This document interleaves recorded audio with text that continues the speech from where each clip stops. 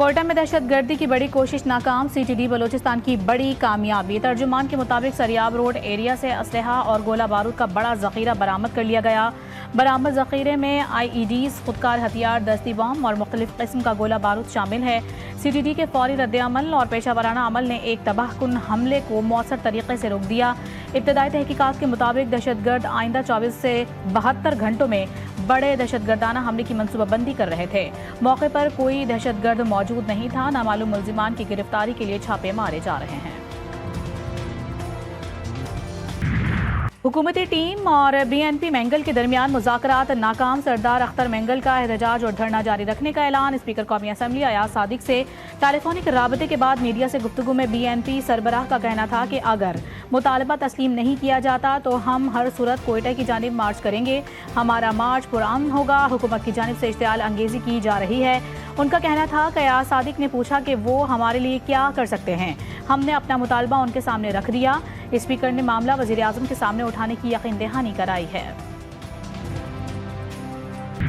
We are quite confident that the FX reserves by the time we get to end of June will be a little over $13 billion.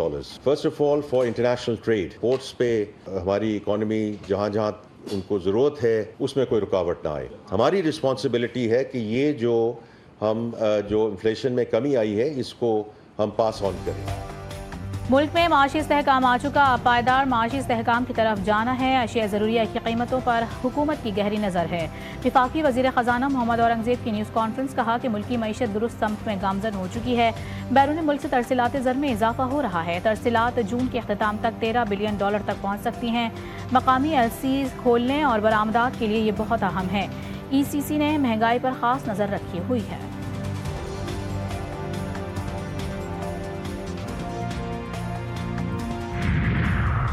Governance में बेहतरी और corruption का खात्मा। IMF के साथ मुज़ाकरात आज से शुरू होंगे। IMF का वफ़द पाकिस्तान में 30 महकमों के साथ कारकर्दगी बेहतर बनाने के लिए मुज़ाकरात करेगा। आइंदा माली साल के वफाकी बजट के तखमीना जात के हवाले से भी उमूर का जायज़ा लेगा। IMF ने 2 माह में पाकिस्तान में गवर्नेंस में बेहतरी और करप्शन के खात्मे के लिए दूसरा वफ़द पाकिस्तान भिजवाया है, जो गवर्नेंस बदउनवानी के तशख़ीसी जायज़े की तैयारी के लिए इब्तदाई काम मुकम्मल करेगा।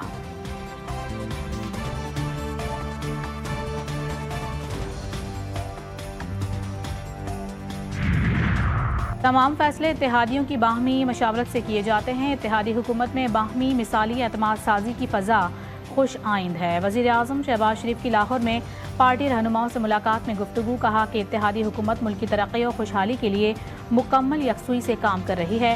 मुलाकात में बिलावल भुट्टो की हुकूमत के नहरों से मुतालिक फैसले पर बयानबाजी पर भी तबादला ख्याल किया गया।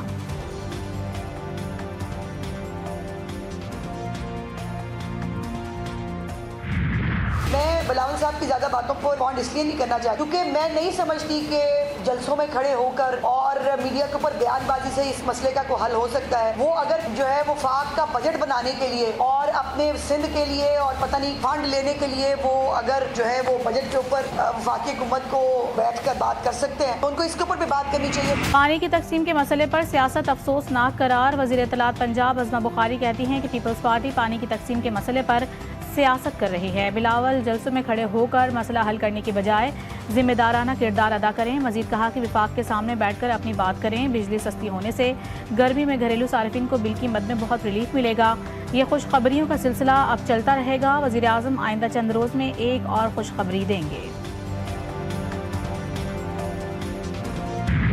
सूबे के मुफाद में कोई भी सौदा ओवर अवर डेड बॉडी अवाम के साथ है, शहबाज हुकूमत के साथ नहीं है। क्या मोहतरमा अज़मा बुखारी साहबा आपको कॉन्स्टिट्यूशन पढ़ने आता है? कॉन्स्टिट्यूशन में कहाँ लिखा हुआ है कोई भी अप्रूवल प्रेसिडेंट के पास जाता है?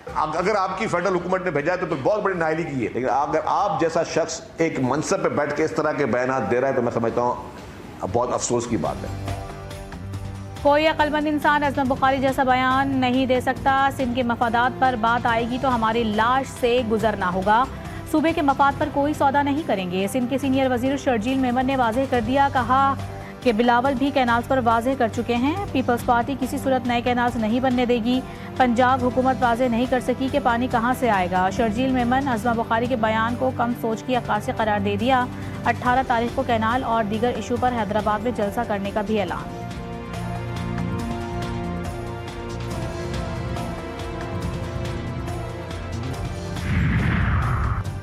हमें आज भी अमेरिका और मगरिब की गुलामी करने का कहा जाता है। दूसरे ममालिक से आज़ादी की भीख नहीं मांगी जाती। जमीयत उलमा इस्लाम के सरबराह मौलाना फजलुर रहमान का तौसा शरीफ में जलसे से खिताब कहा कि गुलामी से बगावत हमारी पहचान है। जबर जुल्म के खिलाफ जंग जारी रखेंगे। मजीद कहा कि आग भी मुसलमानों पर बरसाई जा रही है और दहशत गर्द भी कहा जा रहा है। हम मगरिब की तहजीब कबूल करने के काबिल नहीं।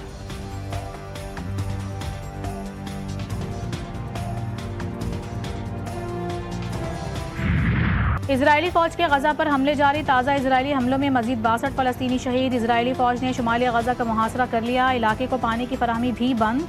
गजा सिटी से जबरी इनखला के हुक्म के बाद 3 लाख फलस्तीनी बेदखल। अक़वाम मुत्तहिदा ने इंकशाफ किया है कि इजरायली हमलों में रोज़ाना 100 बच्चे जाँ बहक या ज़ख्मी हो रहे हैं। अक़वाम मुत्तहिदा की रिलीफ एजेंसी UNRWA के सरबराह के मुताबिक 18 मार्च को जंगबंदी के खात्मे के बाद गजा पर हमलों में शिद्दत आ गई। हमास के अस्करी विंग अल-क़स्साम ब्रिगेड ने 2 जिंदा यरगमालियों की वीडियो जारी कर दी। यरगमालियों की अपनी रिहाई की अपील। हमास ने निस्फ यरगमालियों की जिंदगियों को खतरा में करार दे दिया। गजा में इसराइल की इंसानियत सोज दरिंदगी और वहशियाना बमबारी। गजा की रिहायशी इमारत पर इसराइल की वहशियाना बमबारी की वीडियो में तबाही के मनाजिर। इमारतों के साथ साथ इंसानी जिस्म भी हवा में उड़ते दिखाई दे रहे हैं। जालिब सेहूनी रियासत ने दरिंदगी और सफाकियत की नई तारीख रकम कर दी, जिससे इंसानियत भी शर्मसार हो गई। यमनी फौज ने अमरीकी सदर ट्रंप का यमनी फौज को निशाना बनाने का दावा झूठा करार दे दिया। यमनी फौज के तर्जुमान यहिया सरिया ने कहा है कि अमरीका ने ईद उल फितर पर जमा होने वाले एक कबायली इज्तिमा को निशाना बनाया। अमरीका समझता है कि बेगुनाहों को निशाना बनाने से बुहरा अहमर में हमले बंद हो जाएंगे, तो वो अपने तिजारती जहाज भेजकर देखें। धमकियों के माहौल में मुज़ाकरात नहीं होते। तेहरान मसावी हैसियत से मुज़ाकरात चाहता है। ईरानी सदर का ट्रंप को जवाब। मसूद पज़िश्कियान ने कहा है कि अगर आप मुज़ाकरात करना चाहते हैं तो फिर धमकी किस लिए। आज अमेरिका को अपने इसी मुतज़ाद रवैये की वजह से दुनिया भर में रुसवाई का सामना है। माइक्रोसॉफ्ट की 50वीं सालगिरह की तकरीब में कंपनी की मुलाजमा का एहतजाज। AI के CEO मुस्तफ़ा सलमान की तकरीर के दौरान इब्तिहाल अबू साद के शर्म करो के नारे। इब्तिहाल ने कहा कि पूरे माइक्रोसॉफ्ट के हाथ फ़लस्तीनियों के खून से रंगे हुए हैं। ये शहर मैंने पहले भी बताया है, लावारिस शहर नहीं है। ये शहर हमारा शहर है, हम यहाँ के बेटे हैं। 12 अप्रैल को दोपहर 2 बजे इस शहर में जितने लोग डंपर तले कुचले हैं या टैंकर तले कुचले हैं, उनके लवाहिकीन गवर्नर हाउस आ जाएं, मेरे साथ बैठकर खाना भी खाएं। उनके तमाम कवायद लिखे जाएंगे। सबको एक एक प्लॉट देने का मैं ऐलान करता हूँ। गवर्नर सिंध का हादसात में जाँ बहक शहरियों की लवाहिकीन को प्लॉट देने का ऐलान। मुतासरा खानदानों को 12 अप्रैल को गवर्नर हाउस आने की दावत दे दी। मीडिया से गुफ्तगू में कामरान टेसूरी का कहना था कि 23 जनवरी को बच्चों की मां को डंपर तले को चल दिया गया। अभी तक ड्राइवर को गिरफ्तार नहीं किया जा सका। मुतासरा खानदान किससे फरियाद करें, कौन इनको इंसाफ देगा।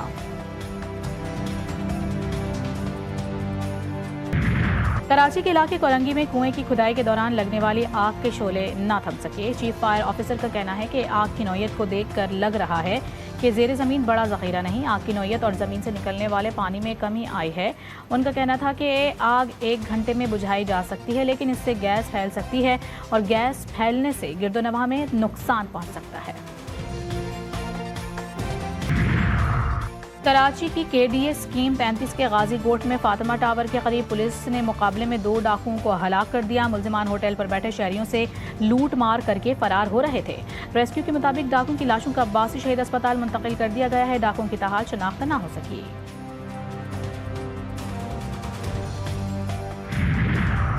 कराची के फकीरा गोट में मुबैना डकैती मुज़ाहिमत में हामला औरत की हलाकत। इंसानियत सोज वाक़े में हैरत अंगेज़ मोड़ आ गया। मुतवफ़िया का मशकूक किरदार का हामिल शौहर गिरफ्तार। हलाकत में इस्तेमाल होने वाला असलहा बरामद। पुलिस के मुताबिक हामला खातून की हलाकत घर में हुई थी, जिसको डकैती मुज़ाहिमत का रंग देने की कोशिश की गई। तफ्तीश के दौरान पता चला कि मौका वारदात दुरुस्त नहीं, हलाकत का मकाम कहीं और है।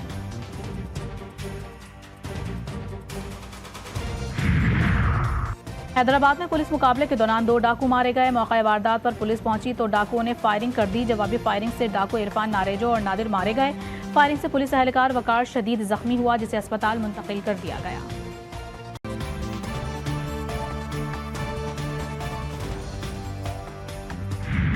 कराची में गर्मी के डेरे शहरियों के पसीने छुड़ा दिए। पारा 39 डिग्री तक जा पहुंचा।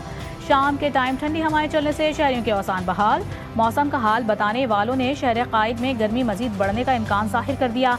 आज से आइंदा चंद रोज तक पारा 40 डिग्री तक रहने की पेशगोई। लाहौर, इस्लामाबाद में भी सूरज ने आग बरसाना शुरू कर दी। मुल्क के दीगर शहरों में भी मौसम खुश्क और गर्म रहा।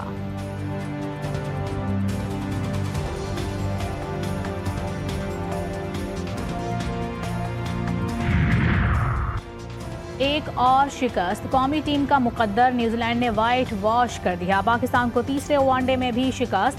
सीरीज का तीसरा और आखिरी मैच 43 रन से जीत लिया। 265 रन हदफ के ताक़ुब में ग्रीन शर्ट्स 221 रन पर ढेर। बाबर आजम 50, मोहम्मद रिजवान 37, अब्दुल्ला शफीक और तैयब ताहिर ने 33 रन बनाए। नसीम शाह 17 रन बना सके। इमामुल हक बैटिंग के दौरान फील्डर की थ्रो की हुई गेंद चेहरे पर लगने के बायस रिटायर्ड हर्ट का शिकार होकर ग्राउंड से बाहर चले गए। बारिश के बायस मैच 42 ओवर्स तक महदूद किया गया था।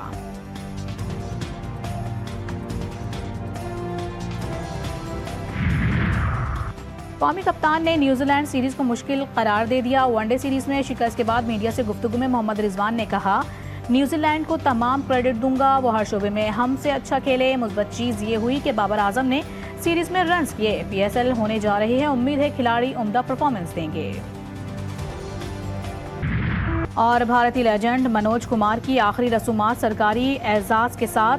आखिरी रसूमात मुंबई के पवन हंस शमशान घाट में अंजाम दी गई। अमिताभ बच्चन, अभिषेक बच्चन, धर्मेंद्रा, प्रेम चोपड़ा समेत मुतादिद फिल्मी शख्सियात की शिरकत। अहलिया शिशी गोस्वामी फड़ते जज्बात पर काबू ना रख सकी।